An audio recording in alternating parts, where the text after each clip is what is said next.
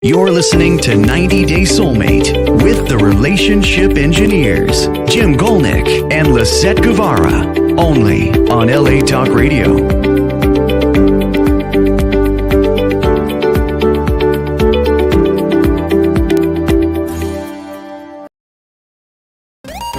Welcome to 90 Day Soulmate with Lisett and Jim.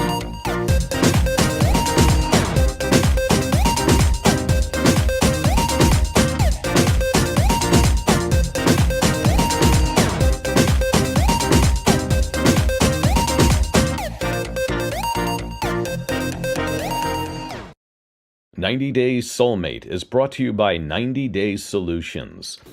Welcome to 90 Day Soulmate with Lisett and Jim. Tonight we're talking about, what are we talking about tonight?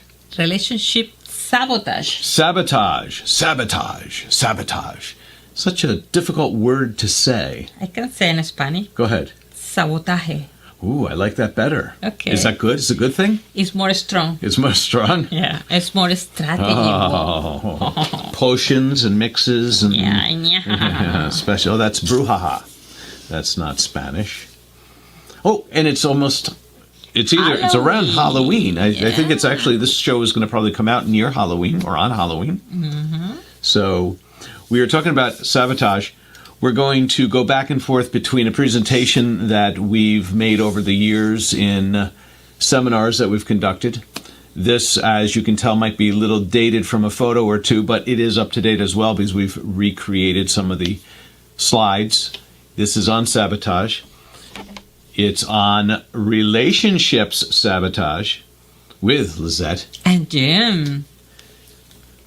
One of the things that we want to talk about, though, is and we're talking about sabotage in a relationship, and we're going to talk about marriage relationships, but as easily as they're marriage relationships, they could just be a dating relationship or a friendship. But this is specifically, this next slide is about marriage. And Lisett, members of our audience, what's your opinion? Every divorce starts with Mary. Divorce starts with a D. It's one of those logic jokes. No, a lot of people think divorce starts with, people start getting tired of each other. They start getting into arguments. It starts with bad communication. What else can a divorce start with? Oh, it's war in relationship. The people feel tired. The feeling is gone. A lot of excuse them, or maybe you have somebody else. Oh, you mean cheating, like somebody else? Yeah. In this case, what we actually want to do is go back to Lisett's answer, which sounded kind of funny. Every divorce starts with a marriage. And while that's really important, is that every relationship that ends up breaking up at some point is so good that you form a relationship.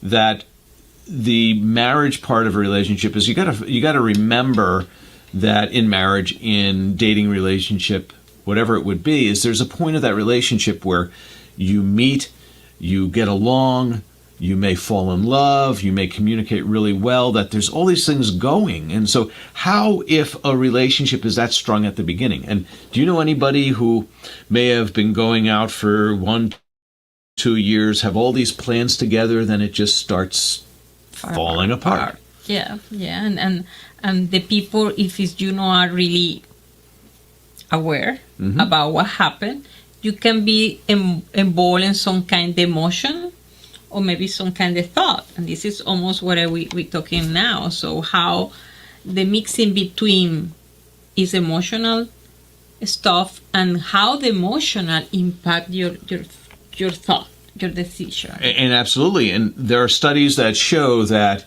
how you think impacts your emotions, and your emotions impact how you think.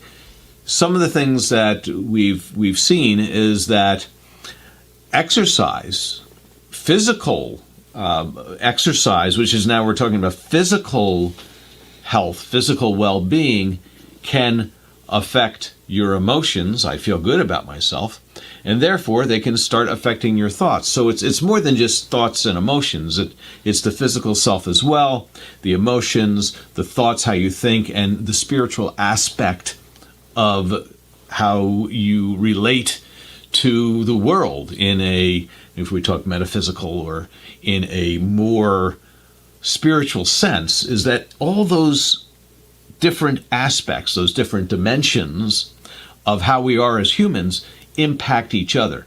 Today we're really focusing on emotions and thoughts, because we can start thinking, and this goes back to sabotage, right? Is that we think something's going on. And then sometimes your emotion can contaminate your thought.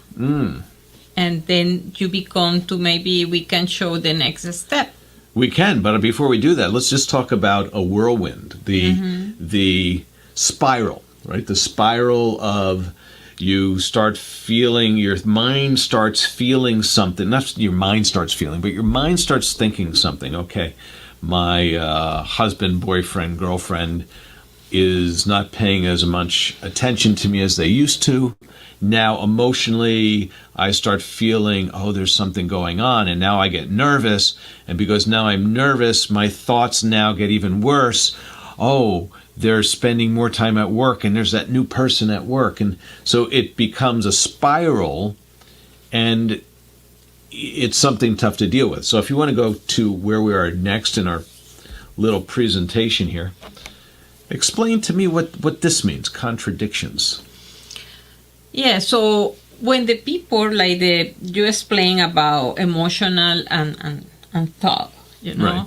how this kind of cycle go back and forth in your mind and your actions. Right. So the people start to assume situation. Assuming if you feel, let's say an example, I feel that my husband is late in coming back to home, and then I start to assume maybe he is with somebody, or he prefers staying work versus with me, and you create some kind of a lot of thought without really evidence that this is happened. So this is when our first stuff say assume some situation. And as you said, it can be, a thought can be formed or a situation can be assumed here, but then it can be generalized.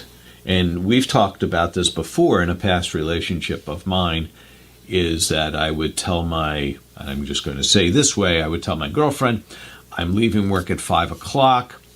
I go to leave work at 5 o'clock and I find out there's a problem in the warehouse. I go out and start talking to somebody who just knocked over something with a forklift, and we've got to get it fixed, otherwise we're not going to be able to ship in the morning. And before you know, it's 5:30 at night, and now I'm leaving at 5:30. I'm a half hour behind where I was. Now my girlfriend says, I can't trust you. You didn't leave when you said you were leaving. Yeah. That trust that's broken because of that, assume the situation is something else is going on. Now that one instance is generalized into other things. If there is something else that's questionable, well, I can't trust you here, I can't trust you here, I can't trust you here. It becomes, the domino. It just... And then the next step is you can show when you start to create this kind of environment, right, the incongruous communication, because you coming back to home. Okay. You are nervous because you know you are delayed, and she's angry because you are delayed, and then your communication start to become, you are scared, you maybe down, and then she can put more ideas. Say, you really don't, you lied to me because you're not in the work, you are in some place different, and maybe you thinking for answer because you don't want to make a mistake, and then become like the incongruence communication. So let's talk about congruency or incongruency, which means where what you're saying actually lines up with your thoughts, which line up with your emotions, and that you are on the same page in all those areas, and therefore you're actually able to communicate what you mean. emotions get in the way of us being able to communicate. A number of weeks ago, we talked about when you first meet somebody and you're in love. When you're in love, your frontal cortex of your brain actually shuts down and you're not able to make as smart decisions. So you'll do things like, I'm going to stay out late. I'm going to not show up to work today because I want to spend more time with this person I love. Your logical portion of your brain is actually on hold. And that's because chemicals are released in this love portion of the relationship. But also, emotions, strong emotions, can shut down or shunt. Like if you took something like a light bulb and you grounded it and poof, it doesn't work. It stops allowing you to think congruently, which, let's just say, it stops allowing you to think logically, and you have a hard time communicating. Communication's tough. Yeah, and this is reminding some friends that she knows that some topic is critical to talk with your partner. Mm-hmm. And then in the middle of this kind of emotional storm, the person talk the topic that you know is not allowed and it's not good moment to put in the table in this situation. So this is when you bring some past issue and you throw up in the conversation, or you bring some forgiveness stuff that you suppose forget about and you put in the table, so you create conflict. Is the third so you one. bring all your bows and arrows to your discussion, and you're like, aha, let me get you on this one, and you shoot that arrow because it's something like 3 weeks ago they forgot to take the garbage out, and you don't say nothing. And you said nothing then, but now I've got that arrow, and I'm gonna hit all them. my topic because we are in the war situation. Warring, we're in war. Yeah. But I want to go back to communication being difficult as it is. Is we even if we're a couple, we still have so much to us that's down below. When we first met, we had a little language barrier. Why? but we had a very good emotional connection, which allowed us to spend more time in the communication phase to make sure that what we said was really what we wanted to say, and also to check to make sure the person understood what we were saying. Yeah. Because when you are a human being, you have years and years and years of development of your physical self, of your mental self, of your emotional self, of your spiritual self. You have all those years of that development, but you only have certain words that you know, and how you know those words are very specific to you based upon your environment growing up, your culture, the people you hung out with, the part of New Jersey you grew up in, like South New Jersey, South Jersey. That because your communication is so stifled, that sometimes we feel if someone just speaks the same language, then when I talk to them, they know what I'm saying. And it's actually the opposite. The more you think you understand each other because you share the same language, the less you probably understand each other because you assume they understand what you're saying, but you don't spend the time to actually listen or verify what is your interpretation of the situation. Ooh, that's like an ISO 9001 type of thing. Oh my gosh. Trust but verify. Yeah. Verification. I calibrate my husband. Hold on, let me get this instrument here. Here we go. So. Yeah, but the point is, when you have this kind of emotional problem, your communication has some barrier. Yes. And then this coming to the next step is the conflict, because if the people, it's difficult to explain what you want to say because the emotion blocking yourself, so the other take and assume, so it's become the perfect ingredients for make a conflict. So what is very interesting about this, let's go back to evolutionary psychology, and I like going back to that because it makes you think about things a little bit differently. our emotions and reactions to situations that we're in, we have been trained through evolution for millions of years, billions of years, trillions, who knows? For many years we've been trained in that. If you go and study the history of language, some people say language has only been around for 35,000 years or something like that. And in language, when we learned it, depending on how many years ago we learned it, meaning not when we learned it as children, but say a couple of hundred years ago, maybe not everyone had the opportunity to be educated and learn 20,000 words. They only learned 2,000 words. And what they learned was a very segmented portion of language. So we have language of 35,000 years, and in fact, probably only the last couple of hundred years, and in fact, only what we learned, riding on top of 2 million years of emotional development through evolutionary psychology. So our how we react to things can't be expressed in the words, because the words are only recently developed, and we've only learned them based upon where we live, our culture, our school. And now we have all this emotion that we're trying to push through these words to the other person. Mm-hmm. And absolutely, we're going to fail in getting the right message to them, especially when you are emotional, angry, upset. Yeah. Sad. Tired. Tired. Oh, I'm so tired. I can't talk right now. Let's talk tomorrow. Okay. Something like that. Yeah. So go back to the contradiction. Contradiction. Yes, part. You can. So, back to our little presentation here. So what does incongruent communication lead to? So this incongruent create also some kind of you move to your comfort zone. Okay.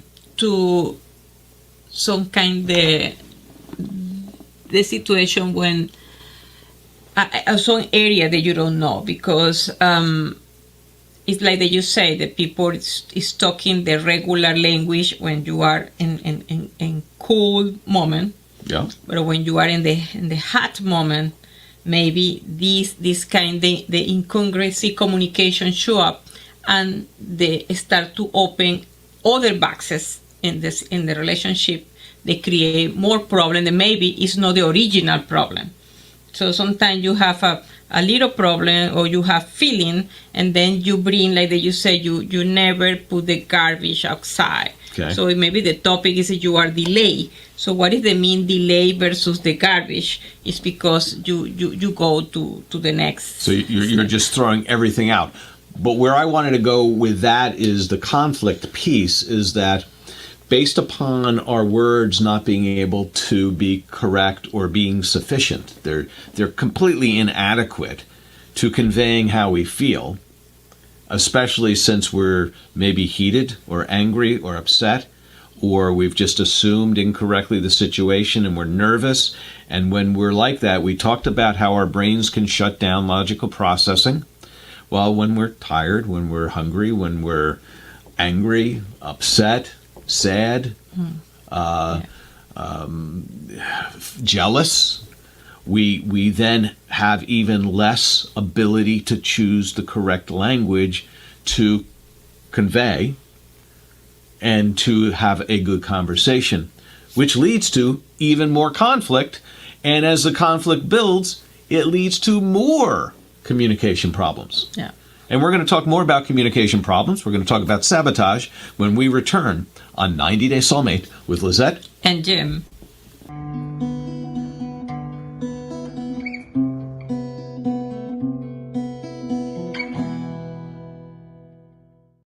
"90 Days Soulmate" is brought to you by 90 Days Solutions. Welcome back to 90 Days Soulmate with Lisett and Jim. Tonight we're talking about sabotage. We're talking about conflict. What can happen when we start getting into a conversation about a big subject and we are emotional? Where do we tend to talk? If we're in a conflict, do we want to talk about them and their feelings and what they're thinking? Or do we want to talk about what we know, what's comfortable to us? It depends. It depends the person, but typical the people have to use something that people know. So when we are upset, we like to move into what we call the comfort zone or the zone of comfort, rather than go into that unknown area. Especially that unknown area can be scary. Maybe I've never really communicated in a relationship before, but I want to protect myself, so I want to stay in this comfort level, and I want to soothe myself. I don't want to be upset. I'd rather get you angry rather than me be upset. So I'm going to come to this argument with what I know. And again, we talk about bringing those arrows with us. Here are the arrows, all the things we can argue about that we know, and we're going to just start flinging them at the other person, shooting them on a string. And the ego is an interesting part, because the ego try to protect you in this situation, but and then also use the arrow to attack the other person. So when we talk about ego, let's just talk about ego and just leave it as being full of yourself. Like, I am important. The ego, I'm not going to use this from a psychological standpoint as much as a ego, like when you have an ego, I'm so good, that we want to protect how we feel about ourselves. Mm-hmm. And typically the other person is wrong, you are right. Okay. What do you mean typically they're wrong? They're always wrong. The other person's always wrong, right? Yeah. You agree? Yes. Everyone agrees. Mm-hmm. With both of us. Is prefer be happy or be right? What do you decide? Exactly. Happy or right. That's something, though, that may be a different philosophy for maybe how we grow up. Mm-hmm. Is that maybe we're taught to debate and taught to be right, and you got to be correct. And maybe kids and younger people these days have a better understanding of collectiveness, that we want to get along with others. We do things together. Social media, we're talking to our friends a lot more. We're actually, and I think we talked about this many shows ago, is that there is something called and what do you call it? Not a flock, a herd. Herd mentality is that we've got a consciousness that goes beyond ourselves these days. That if we're sharing so much information to our friends all the time and back to us, is that we're living our lives with additional brain power, additional observations and communication with our friends. And because of that, we're not as by ourselves. And so maybe with that, we are looking for more of a support from friends rather than being right on our own. We want to be right in a group, which... It depends how your ego allow you to see that. Because some ego or some personality try to prefer, and we know somebody that we invite home and she say, I prefer be right and not happy. So okay. For right is more important the person versus be happy or not. So you can destroy your relationship where you are right. So here's a question for you is, I said here's the potential benefit of today's society, which is more social connection outside our own brain, is that we are really much more out here. We're in the Ethernet, we're in the internet, we're across the world. Like, because we may have friends in different countries, we may have friends we went to school with, and we're out there and we're connected. However, we connect with people who are more like-minded. And then it builds more of a sense that we are right. Or does it? Do you know what I'm saying? Is that we tend to associate. There's an old saying, birds of feather flock together. Mm-hmm. So do we on the internet, on social media, are we connecting with people who are like us? Do we stop listening to Republicans, stop listening to Democrats, and really just post things to our friends who are like us? And then we go, the more we do this, the more we're making our egos feel good, because all the people we now hang out with are like us, which make us think those other people are different, and we're not looking for consensus. We're looking for feeling good. Yes. Yes. You are right. Hold on, let me. And let I'm me, happy. Let me check my friends and family network here. They said more you followers. are right. I have 3 followers now. Thank you. And this Jessica, Irene, and Alfredo. No, there are three other of my own my own profiles so. Now we go ahead. Let's see what's next on our list here. Oh, it's the sabotage cycle. We're going to throw it up on the screen for a moment. Sabotage a lot of times starts with fear. Why? So when we explain the people is scared because have a fear to be wrong, have a fear for have a conflict, but the fear create, like we say in the beginning, your emotional start to blocking, your communication start to become difficult, and you maybe start to acting in the way they create the conflict. So the first is the people is fear. I know couple they have a really difficult situation. For example, I remember one case. The husband is really jealous. When went to the restaurant, the woman need to facing know the people, and she cannot see anybody around. She need to see him, and she's scared. So in the moment that she wanna see something, she start to be what it says scared, but at the same time nervous. Yep. And he got it. So, and then this is the best way they catching and start the cycle of sabotage because the person is scared. The scare is something like that you say that the dog can smell, and he say, okay, that is a good way. Why you are nervous? And then the person they become more nervous. Yeah, you go. So let's leave fear for let's leave it on the screen for a moment, and I want to talk about fear for a minute here. And the reason I want to talk about fear is we learned something probably when we were in elementary school or high school or one of those younger schools when we were children about fear, and it led to 2 different things typically. That there was something called flight or fight, right? Fight or flight.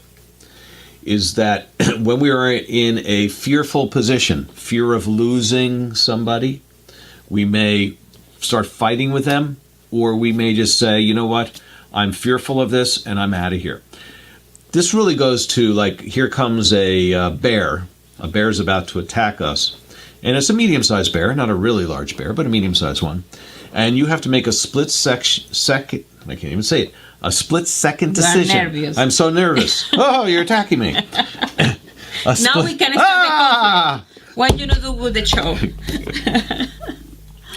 That we have to make a split-second decision as to, do we try to run away from this medium-sized bear, or do we fight it, or try to scare it away from us? You know, the putting your arms up, going, rah, get away from me. Like you've seen these things on YouTube, which sometimes work and sometimes have terrible results. But the point is that a lot of these things that we feel and how we react, again, come from evolutionary psychology. How we are trained to react in situations. So a lot of these trainings are survival techniques that are inborn to us to survive life or death situations that have now become part of our everyday life in relationships. Mm-hmm. So how we react to each other, sometimes those reactions are based upon how we would have reacted if we were about to be attacked by a wild animal. Because that's what for millions of years we've been trained to do. And go back to my example, so you know that, and you have 2 options, you know, you running or you fire. Yeah. And typically people start to fire. In the relationship. Well, not with the bear. Yeah, well, not with the bear, but in the relationship. Yeah. Do you think that fighters tend to find fighters and flighters find flighters, or it can be a mix? It can be a mix. So if you have someone who likes to run away and someone who likes to fight, that maybe the runaway person will run away. If you have two fighters, that's terrible because then they're just going to escalate. We'll call that an escalation. So what can happen in this conflict? Escalation. If you have two fighters, maybe they run away from the argument, but then they also may run away from the relationship. Yeah. And no do anything for recovery. So that is why, and if you remember this, is what separates us from animals, at least this is what we were told many years ago, is stimulus response, that animals typically have a very short distance between a stimulus and a response. Something happens, excuse me, like a dry throat, and they cough. Something happens, and they very quickly act in a certain way. Where humans have an ability to think before that reaction. So there's a stimulus, they think, and then they react. That thought process, and the longer it is, and the more well thought out and developed it is, allows us to make better decisions. In relationships, in running from a bear. Sometimes you don't have sometimes that, I'm so thoughtful, stops us from acting, and that's called what? Paralysis? Paralysis of analysis? Or hesitation. So some things that happen, we need to have an immediate flight or fight. Other things that happen, communication in a relationship, we should have that thought process well developed to work through that. Let's keep going with this. Okay, you can too. Sure, absolutely. So the next step in this sabotage cycle is about contradiction. Is when we go back to the scare that people have, the emotional moving, and then the contradiction in your communication show up and create the next step is a conflict. Because if you're not really thinking logically about what you're about to say, a lot of times our emotions are confused or they shut down some of our logical thought. So we'll start creating contradictions in our actions towards the other person. And increase the conflict. So increase the conflict. Oh, so now conflicts are even bigger. Look at that big red circle there. They're bigger because we have fear, leads us to contradictions, which start growing and escalating into conflicts that are growing and escalating. So that all happens, and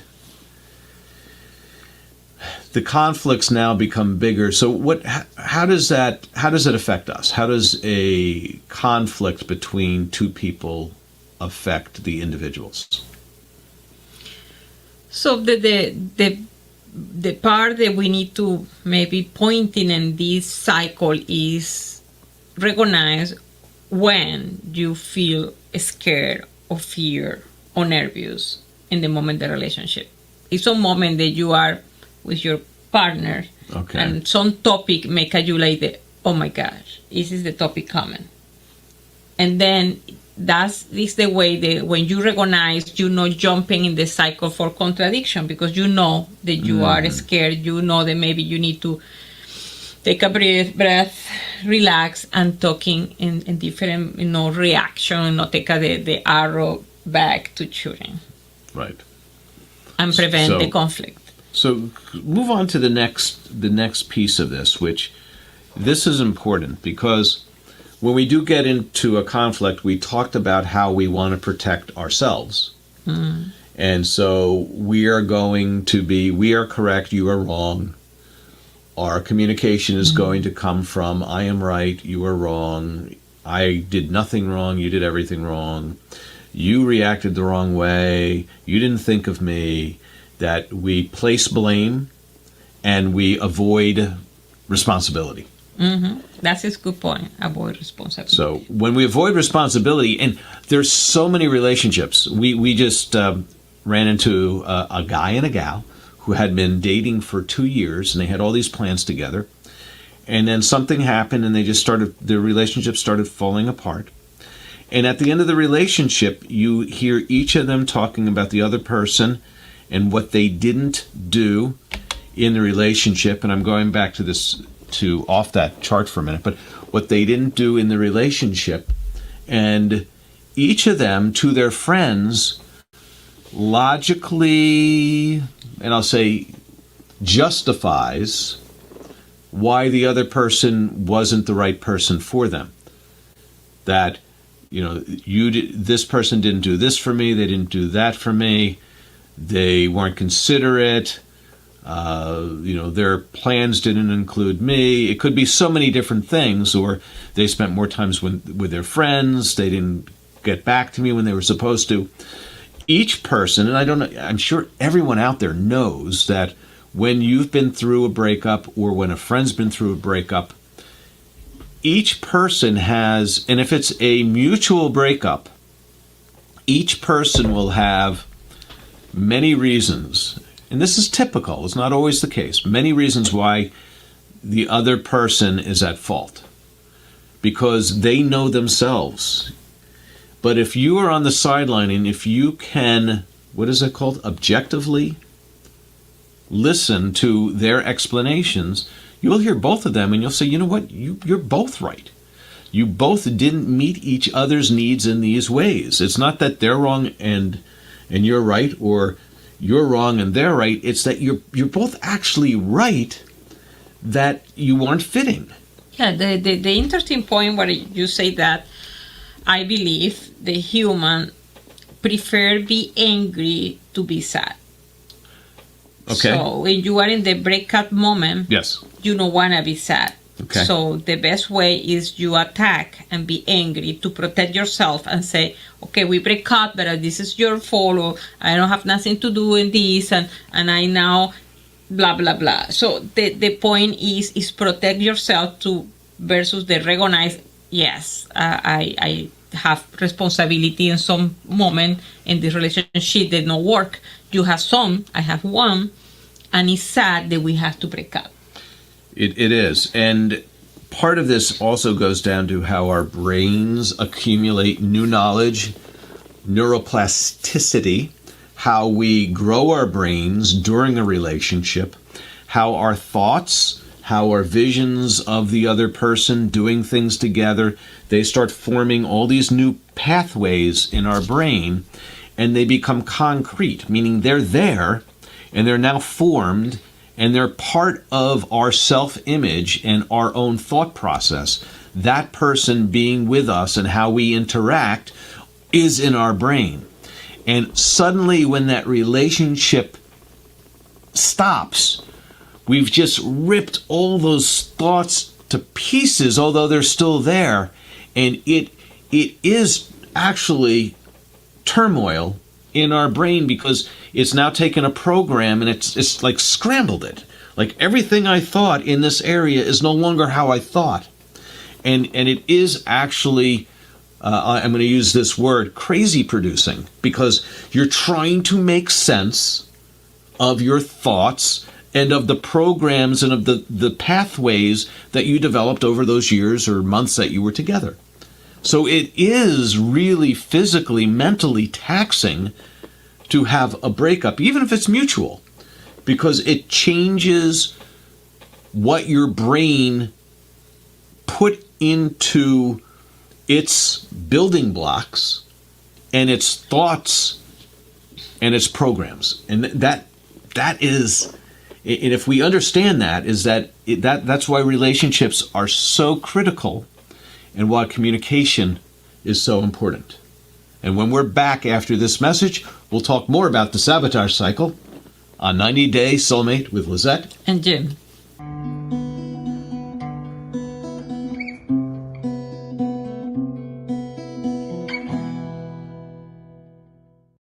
"90 Day Soulmate" is brought to you by 90 Day Solutions. Welcome back to 90 Day Soulmate with Lisett and Jim. Tonight we're talking about sabotage, the need to protect ourselves, why it happens, and let's talk about the sabotage cycle one more time.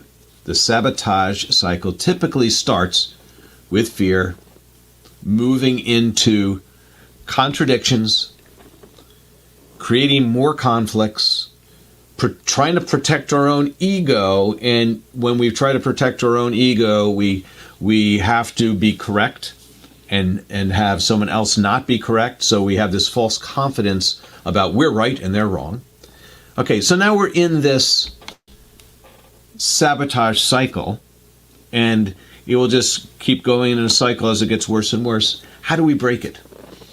Yeah, we have 3 recommendations that you can see in the chart. So the first one is you don't have to assume, okay? Or suppose. Or suppose situation. So better that you know that you are scared or you are fear is try to stop and say, what is the reality? So I don't have to believe something that I don't know yet. Yeah. So try to be more objective in the situation.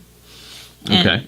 And the second one is objective and self-observation, because most of the time when you are in this cycle, you're watching the other person, you're not watching yourself. Okay. And this moment you cannot learn about how you reaction, what did you say. Sometimes if you make a question the people after one conflict, one discussion, and you say something blah blah blah, and the people say, really, I say that? So sometimes when you are angry or you are upset, you say something, sometimes your brain remove and you don't remember. So and this point is have our observation, so see yourself and be really objective every time that you put some thought or some issues in the table. So we were talking about forming thoughts before. And if we remember that the most vivid memories typically have strong emotions attached to them. If something's mundane, if it's boring, if it's black and white, if it's gray, if it doesn't have a lot of visual, emotional impact, maybe not beautiful colors with great smells and I'm so happy, like, specific birthdays when a cousin from out of town came in for the first time in 5 years. There's specific things that become strong memories because of emotion. Emotion causes us to create things stronger than without. At the same time, emotions cause us to change how we think about what's going on right now. And we talked about that a few times tonight, but emotions can make us not think clearly and therefore not speak clearly and therefore not even remember what we said, as Lisett said. Yeah. And the third one, and this is also one show that we did weeks ago, is empathy communication. So I understand it's difficult that you have empathy when you are in the middle of the conflict, when you have contradiction, when you are angry, you are upset. Yeah. But they try to be objective, they try to thinking the situation. If you really love your partner, try to be empathy with the situation, because if you don't have empathy, it's difficult to looking for one solution. So if you really love your partner and you want to stay together and not just fight it out,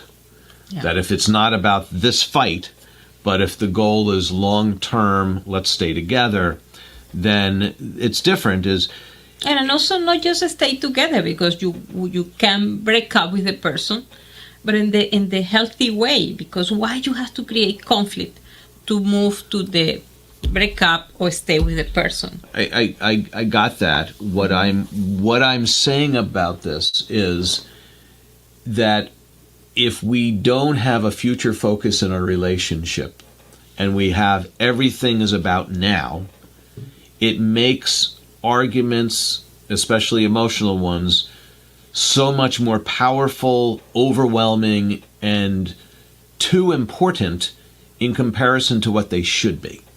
That when we do have a future focus, it helps us put things in perspective so we can have empathetic and empathy, empathetic communication and empathy with the other person, because we want to understand them more. We're trying to learn more about them, right? As time goes on, not less. Oh, this reminds me a joke from my friend. Oh, good. Yeah, so when I was in the process for my divorce with my first husband, my friend Sandra, she say, hey, you bring a flow chart to the discussion and you pointing in the...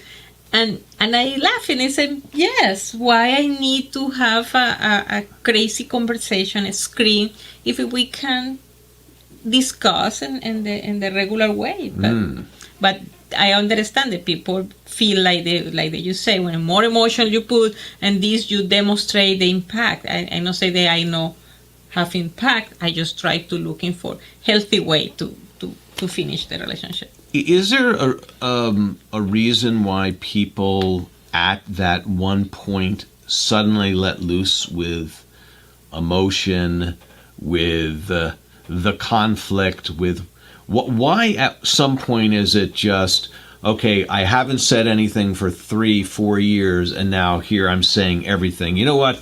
I really don't like it that you snore so much. It drives me crazy. I'm the snorer. Lisett doesn't snore. I wouldn't know because I'm snoring so loudly that I don't think she ever sleeps.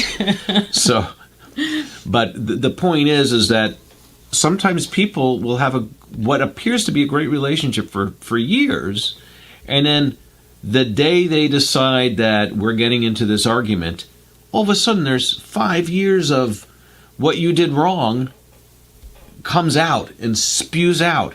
And is it because they're just like, this is it, I want them to know I don't want to be with them anymore? Or do they just get into this cycle and they get angrier and then they say things that are even more hurtful, which gets the other person angrier, and the communication just falls completely apart?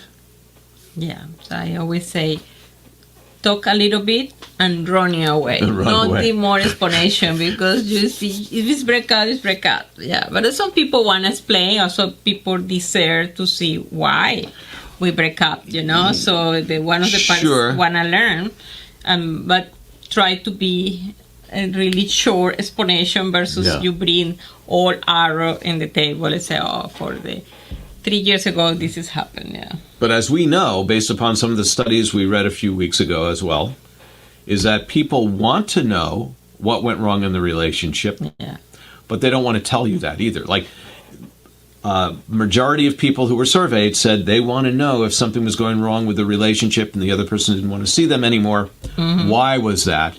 But when they were asked, have you shared the reason you broke up with somebody with them? They'd say, oh, no, I've never done that. Yeah. So people want to hear, and it is so delicate because, you don't want to hear more. Also, if you are the beginning, the breakup with the person, and include the whole reason, is so hard. So maybe no explain. Yeah. So let's go. So how do we reprogram ourselves? How do we change how we approach these communication challenges that could erode into a sabotage cycle? If we start with the center of the cycle program, is has to be discipline, because again, I talking before about our observation. So when the people need to observe how you talk, how you acting, how your body language, how much you think in the moment, it has to be disciplined. So you have to discipline yourself, and that you have to be you can help me with this, with perseverance. Perseverance. So this discipline and doing again every moment, and it has to be a passion in the moment that you do this, if you want to have a good relationship start with yourself. So you have to be good relationship with yourself before you have with somebody else. Okay. So if you are disciplined for yourself, if you are out of observation, if you have objective every time that you want to analyze some situation and dedicate time for this, because this is not something that you click and you do right now. It's something that take a time, but you need to do effort. And the same is the summary, like the self-honesty. You need to be honest with yourself. If you deny that you have a problem, that you deny that you have some issues, you cannot be self-honest. Okay? And then our objective observation. And the last part is the compassion to yourself and others. Thank you for listening to 90 Day Soulmate with Lisett and Jim. Have a great week. You're listening to 90 Day Soulmate with the Relationship Engineers, Jim Golnick and Lisett Guevara, only on LA Talk Radio.